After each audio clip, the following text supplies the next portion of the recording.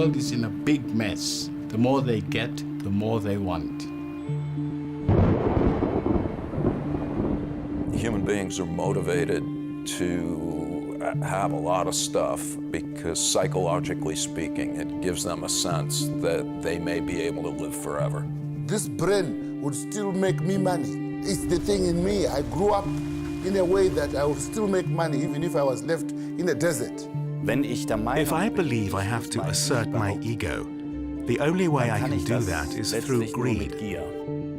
Simplicity, that's the purpose of life.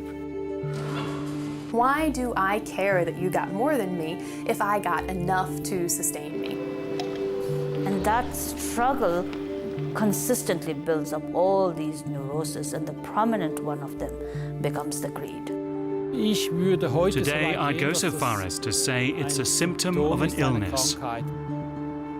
We're basically, in a sense, no different than amoebas. We are attracted to anything that fosters life and pleasure, and we're repulsed and afraid of anything that threatens that state of affairs.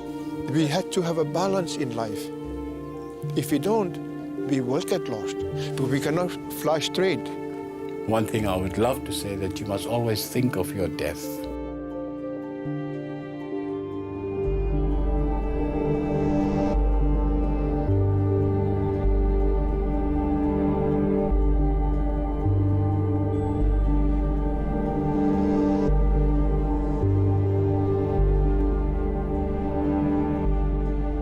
A Flemish proverb holds, "The world is a haystack, and each man plucks from it what he can." We humans wish to have, to possess. But I ask myself, can we have anything without taking it away from someone else?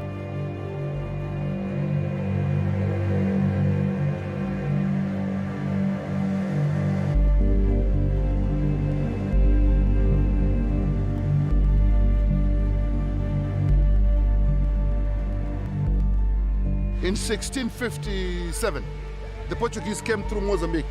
They were the first people to be here, exploiting gold. Africa was like a farm. So anybody who set himself up somewhere, he could just extract the minerals and take them away. You can imagine a country 10 times bigger than Zimbabwe was colonized by one person in Belgium who called it his farm. This was absolutely unfair on the African continent.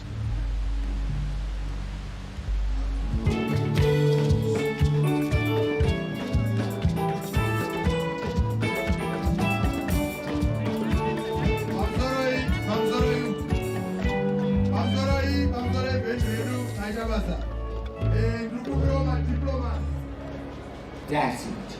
You stand by principle. We have the right to ownership of our resources. Our land policy was right. We will not reverse it. The man has done a lot. For me, Mugabe ensured that the masses got land, which they got for free, and they're producing. We may not have kicked off or at the best of how things should be, but people are catching up, and that particular move he made. All the people must be equal, must be treated equally. Doesn't matter where they are, how poor they are. All of them are equal. Sanctions, yes, they may destroy my body, make me hungry, but they will not destroy my stand on the principle that colonialism is wrong, that Zimbabwe should never be a colony again. We wish you many more. We wish you many more. We wish you many more, Baba. We wish you many more.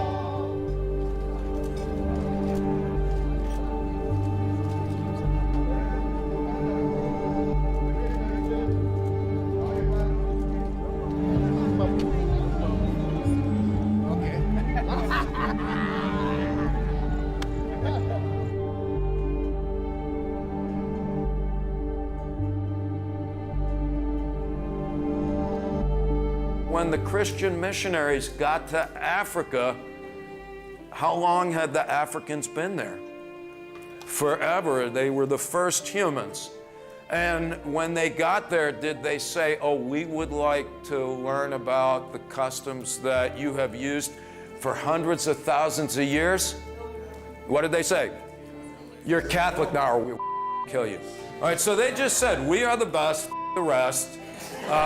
Stop doing that, and you're Catholic now, let's play bingo.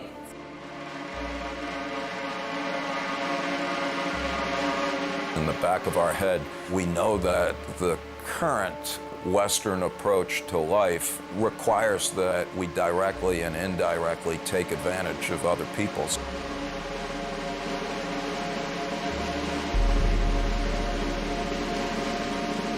War and stuff go together, and they always have. Our ability to consume wantonly requires the involuntary subjugation of large swatches of the rest of the world. You cannot be an American unless you can have a banana anytime you want it, or coffee anytime I want it.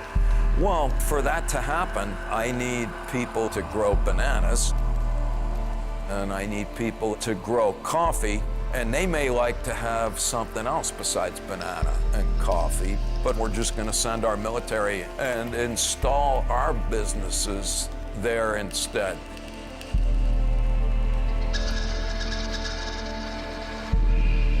The military and the leaders of the Fortune 500 companies are literally and symbolically inextricably connected.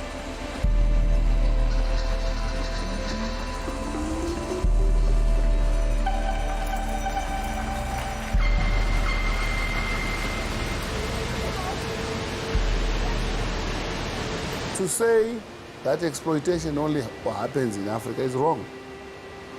Most Arabian countries have got slaves. Even in Europe, America, there's still people who take people illegally, keep them as slaves, using them, pimping them, and all sorts of things. So that must go, because it isn't the right, thing to do on a human being. Regardless of what kind of bondage you are in, you can break that bondage.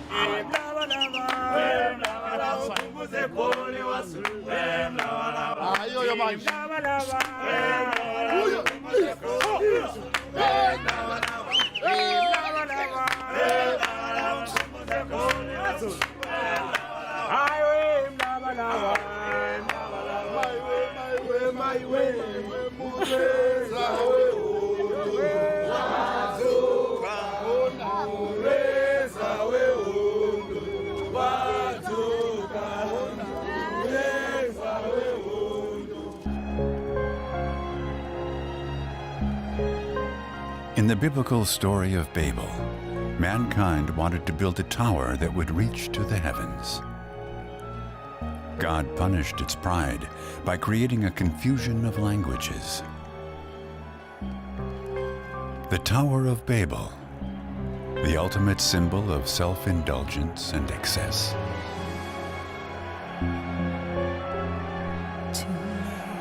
When humans aspire to be gods, bad things happen.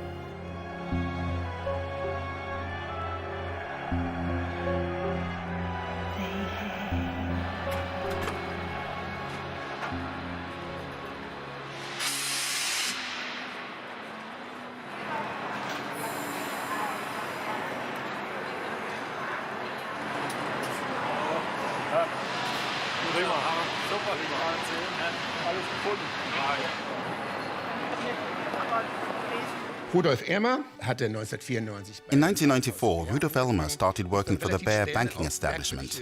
He soon discovered some strange things and tried to speak with management about them, and asked if it was above board. But the Bear management weren't all too pleased about that. He was fired, and then he became a whistleblower, passing on a CD with tax data to the Swiss tax authorities. He figured they'd take action.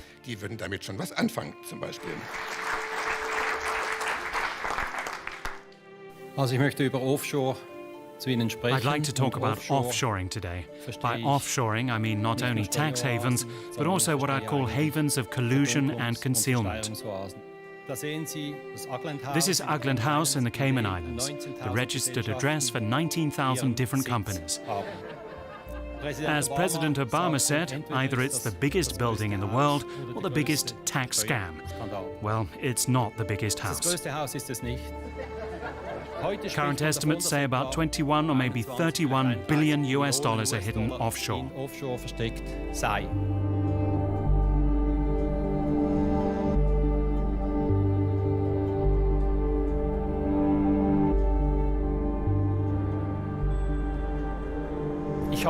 I'm afraid because I was part of this system and I know how these people end up.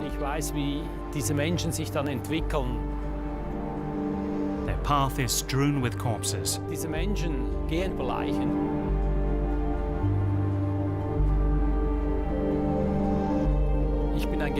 I've become an opponent of capitalism because I see what terrible things it's done to the world. The West has enriched itself at the expense of third world countries on a massive scale, in a manner that I believe is contrary to all humanity.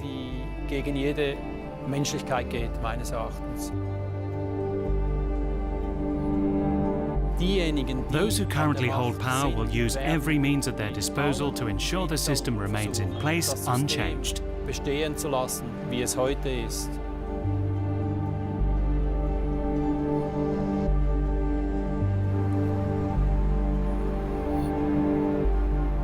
The hubris of the lords of finance is explicable in a few ways.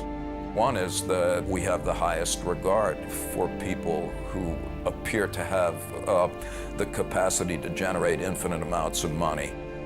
I think another reason that we venerate them is that it just appears to be magic. Moneymakers make money out of making money. And then finally, I just think money has become the new god in kind of a secular universe.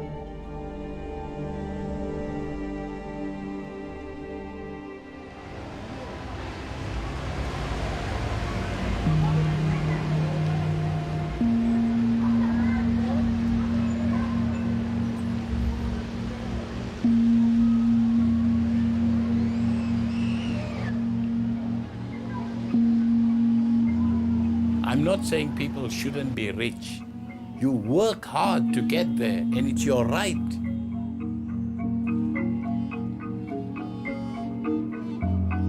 But there are those who don't actually care. They just take and take, and it causes problems.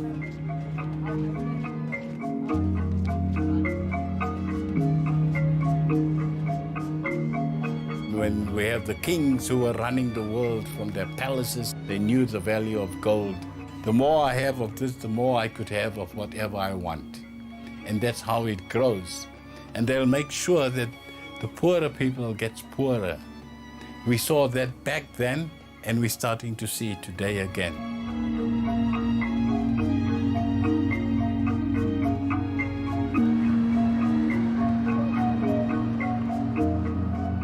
Poor people who are surrounded by poor people, for the most part, they're not depressed. It's when there's poverty juxtaposed with inordinate riches. That's what fosters depression and unwellness. There are people who say this is a good thing, that self-interested people acquiring as much as they can or that they would like. The rising tide lifts all boats. Then some people are going to have more, that's fine. Well, the counterpoint, though, is that I don't think it is fine.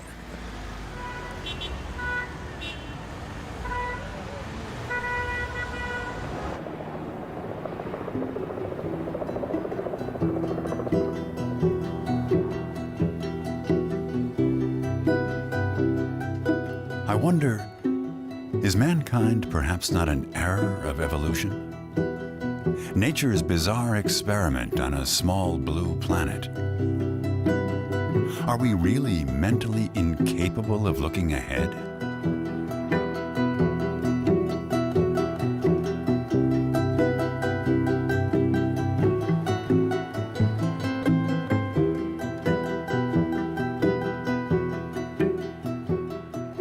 There's been any number of great civilizations, the Aztecs, the Incas, that have from time to time imploded on themselves.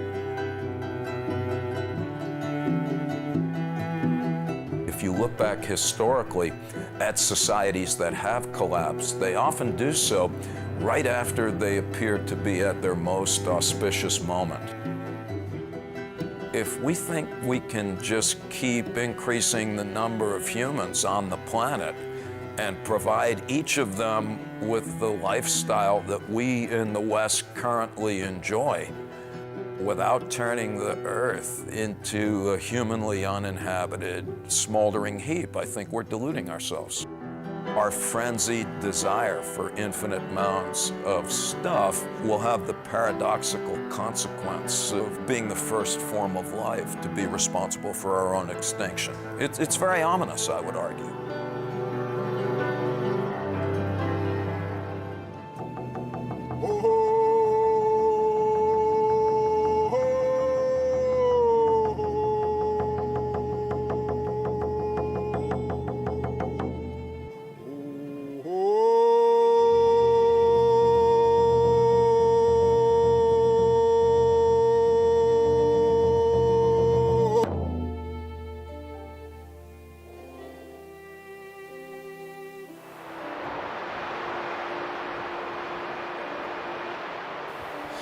This is a ground zero for climate change.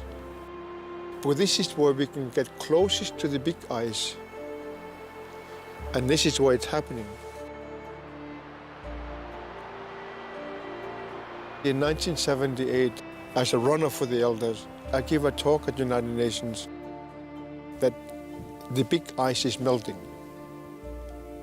So when I finished, I got a standing ovation, and then they say that Angar is a well-spoken young Eskimo, but nobody heard the message.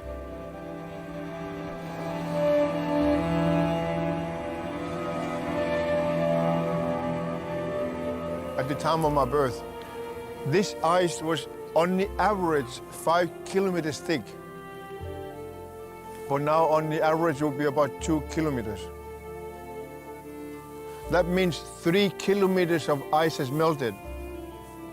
When it gets warmer, and it is getting warmer every single day, with 1 Celsius, the water will literally expand more than 2 meters. Hamburg is only 75 centimeters above the sea level. London is less than a meter as well. I wanted you to see this big ice, to feel her energy.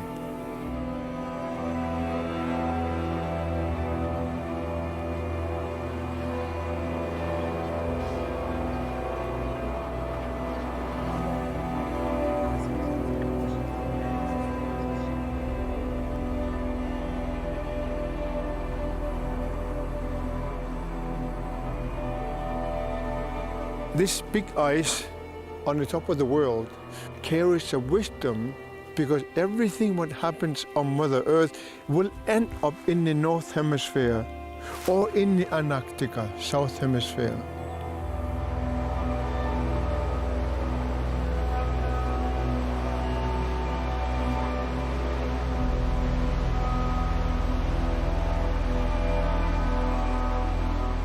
All the faces, all the figures is telling you something.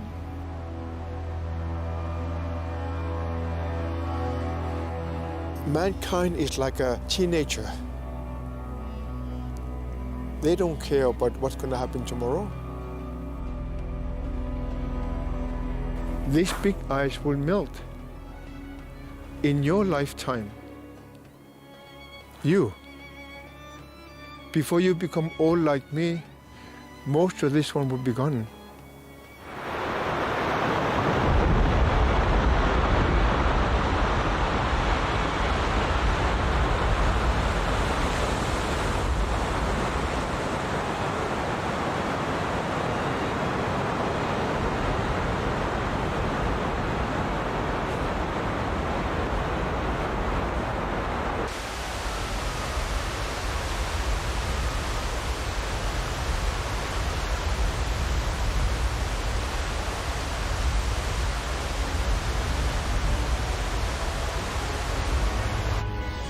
Catastrophe is on its way. Catastrophe you and I, we cannot even imagine.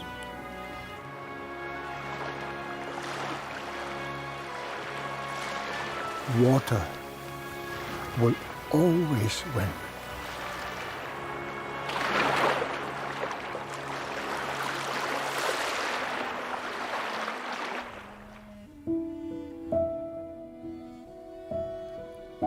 Prometheus stole fire from the gods and gave it to humans. In punishment, Zeus created the seductive Pandora and gave her a box as a gift. Even though she had been warned not to, Pandora opened the box, and all the evils of the world escaped. Only hope was left inside.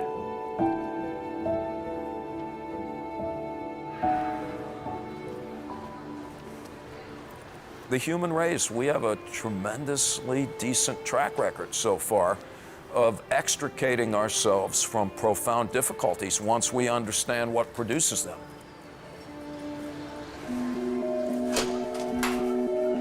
We have to evaluate all values. Is this important to me because I'm a cultural meat puppet that's just having my strings pulled by the society at large? Or have I really systematically questioned what I want and why I do what I do? So you either give up in despair and do nothing, or you do something, and you do it with passion and conviction.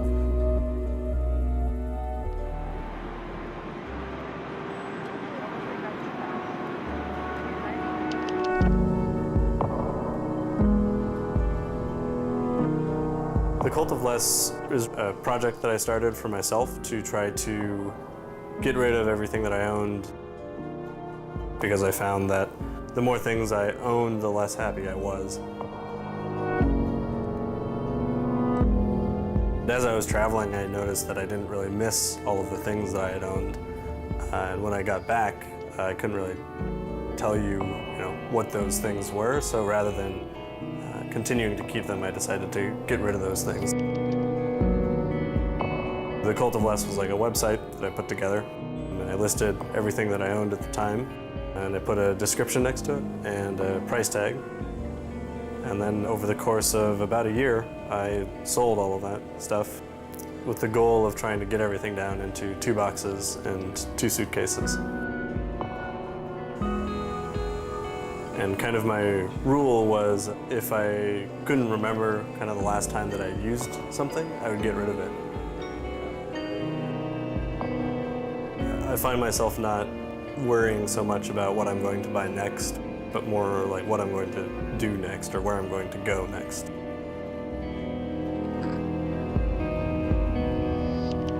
The idea of minimalism manifests itself in our work in a lot of ways, but mostly, I guess what we're known for is really how our product looks.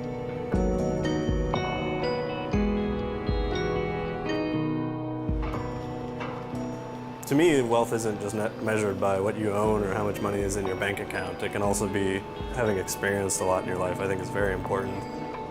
Or even having some very solid relationships with your friends. Like, there's nothing better than a good friendship.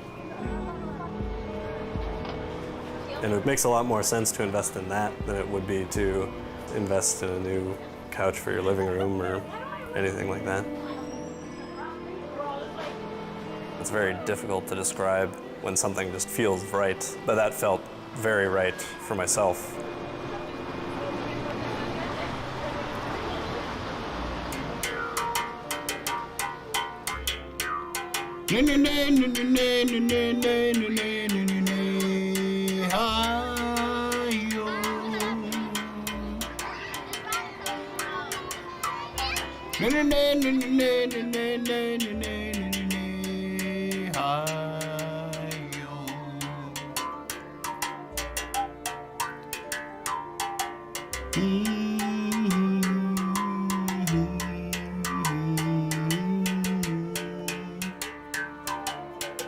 If somebody could take one clever youth in every country in this world, a person who's got vision, a person who is honest.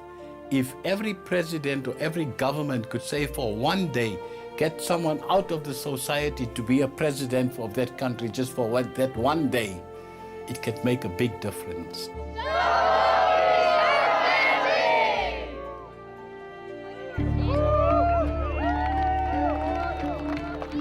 The manifesto of the world's youth.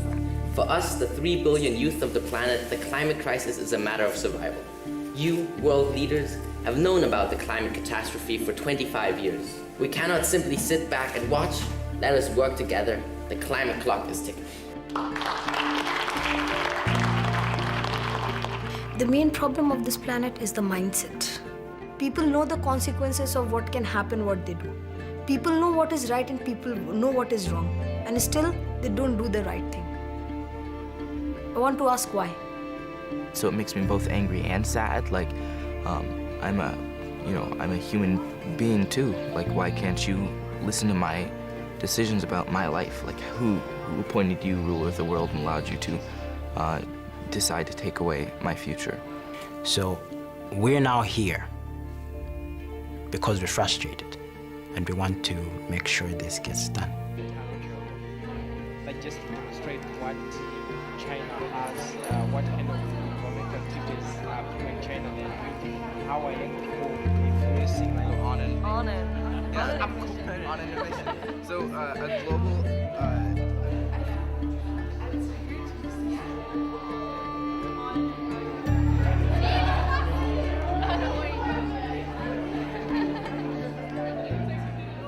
in Malawi, more than 70% they're young people. So kind of like, okay, if young people, we don't act now, then when is it going to be the right time? In Hong Kong, there are a lot of youth, teenagers, they start to think to change their society by their own. Mexico, for example, has large petroleum reserves, but politicians are only interested in the money it earns. They're exploiting the ocean and don't care that it's being polluted by oil and that species are dying out. They don't care, as long as they make a profit. But the Mexican people aren't profiting from it at all. They'll keep getting and getting, and that's where greed is born. People are confused and they don't understand. So if they were to come somewhere else and they were to be taught something different, they could probably step out of that and then look back at how their life was and be like, oh my God, like my life was not actually that good, even though I have all this stuff.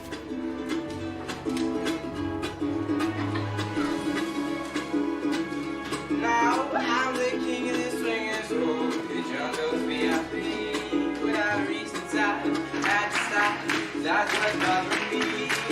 I wanna be a man does, stroll right into town, be just like other men, tired of knocking around, oh, I wanna be like you.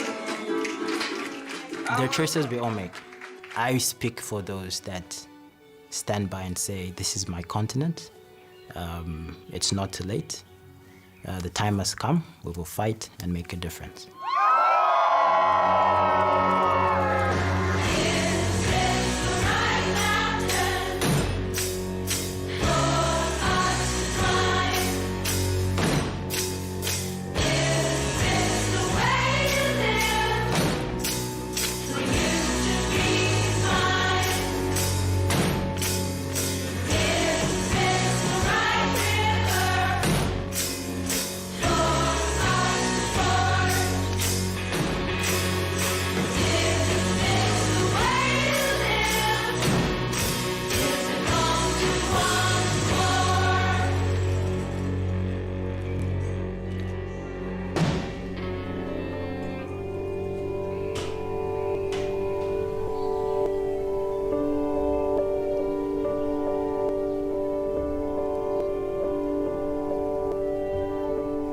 Humans appear to be the only creatures for whom existence without purpose is meaningless.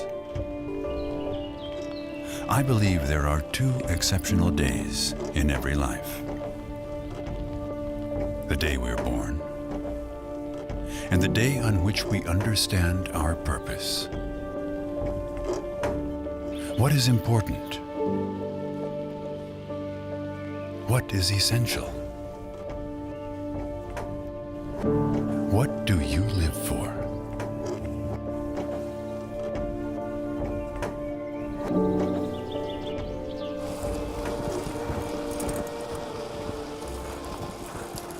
I think happiness is vastly overrated.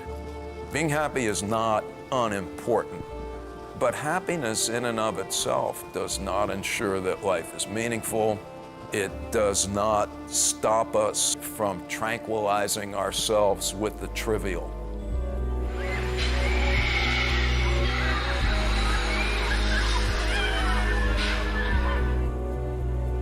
If you're just out to be happy, there's a lot of ways to do that, but it doesn't render you any more mature, and it certainly doesn't render you in a position to sincerely confront the fact that you're an ephemeral entity destined to die.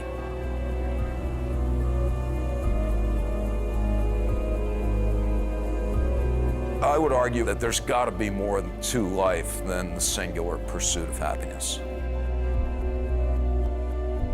You need some stuff. You know, I like shoes and my bicycle and my house, but I'm still with Mary Poppins in the long run. Enough is as good as a feast.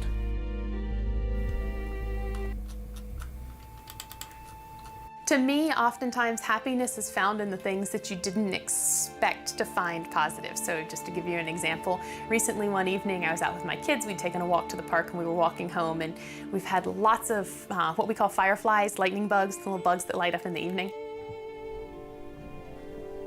And so we spent 45 happy minutes catching fireflies. We played with them for a while before we let them go. It's those quiet moments when everything seems to be working well together. You're enjoying the people you're with, you're enjoying the activity you're doing, and oftentimes it's found in those situations that you can't buy. Yumidaosh. Uchiokosh.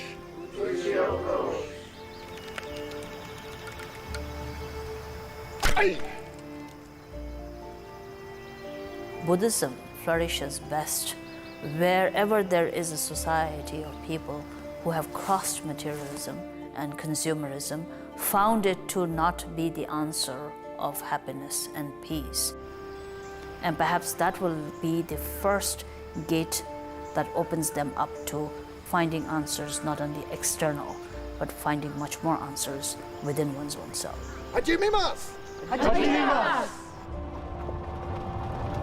You're always on the driver's seat. And therefore, you can choose to drive straight, or you can choose to drive wrong. And so your own awareness, your own potential of being mindful is much more powerful. I think happiness is found where there is inner contentment, simplicity and contentment. You have to go to the school of anxiety in order to ever become a mature human being. It takes courage to say, this entity that is me and was here yesterday and is here today may not be here tomorrow and will not be here in some vaguely unspecified future. That takes some guts.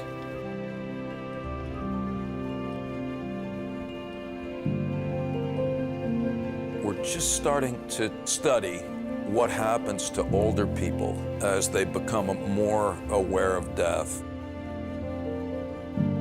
Some people become wiser, become more compassionate, and now the trick is how do we, metaphorically speaking, pop that in a bottle and get young adults to start drinking it.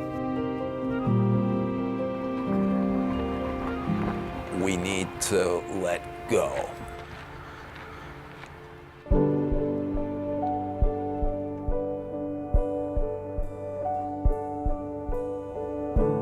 Your money will not impress anybody. How many bags you carry from a shopping center will not impress. What kind of car you drive is not going to impress. What will make the difference is what you bring from you in your heart to the world. And I want to give you an experience which directly relates to the celebration of life.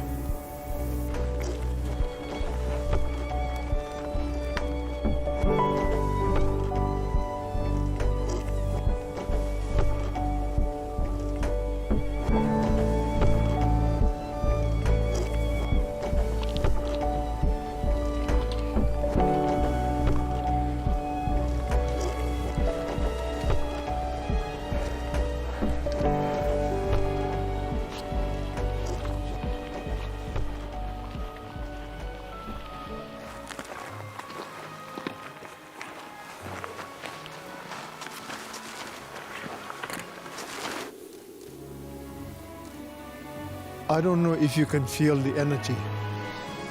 This is the midnight sun. And this is the full moon. Completely opposite of one another. Ho ho! Ho ho! Ho ho!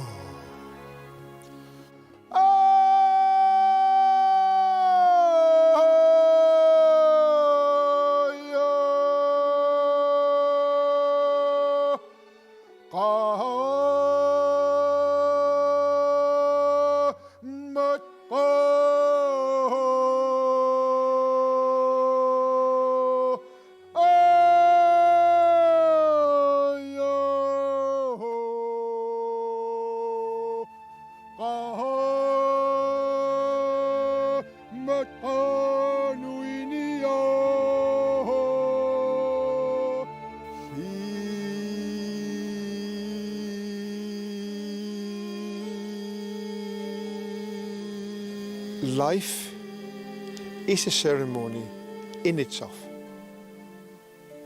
So you have to recreate your ceremony to celebrate your life. Oh, that's the key for the change.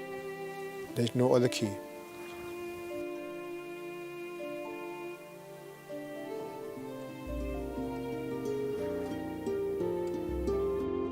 Are there solutions? I hope so. Greed is a complicated alloy of motivational forces that has driven creativity, innovation, and discovery. On the other hand, with each uniquely human innovation, there's been an unanticipated downside. It is a blessing and a curse. We're probably the first species to run into the problem. And evolution doesn't create solutions to problems that don't exist. Evolution is blind. Evolution doesn't plan for the future. Evolution doesn't worry about moral consequences. We have moral principles, and we all know them, but we don't live by them anymore. That's our problem. We need to live them, and that's not always easy.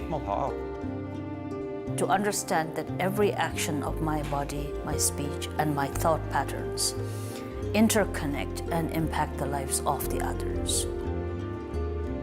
If that genuine sense of awareness could be developed, human life could be and is the most powerful and the most beautiful gift for everyone. I like how Albert Camus put it in one of his notebooks. Come to terms with death. Thereafter, anything is possible.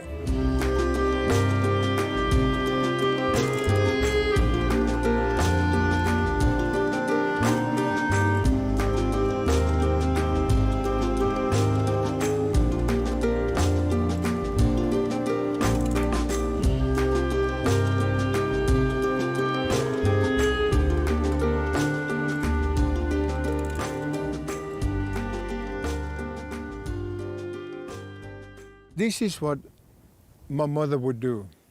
She says, oh,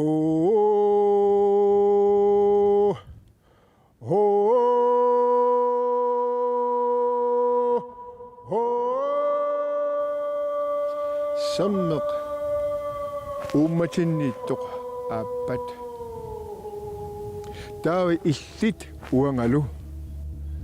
Ilisema sa passuagut pitsaasumik atorsinnaavagut.